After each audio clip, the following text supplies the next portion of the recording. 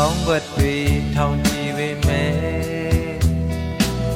စိုးကွက်တစ်ခုဝင်လာတာနဲ့အကုန်ပြည့်ရမယ်ငိုချင်းရောက်မှငိုလေအောင်ပေါ်မြို့သိမ်းရင်ပေါက်ကွဲခဲ့ရသူကိုပါရမလေးမြင်ခဲ့ဘူးတဲ့ချစ်ပိတ်မှပဲလို့ချင်မလဲလက်လျှော့ကနီလေးပေါ်ဘယ်စကားတွေဘယ်နေရာတော့ငါကိုပြောမိမာရလဲဘယ်အပြစ်မှုဘယ်အချ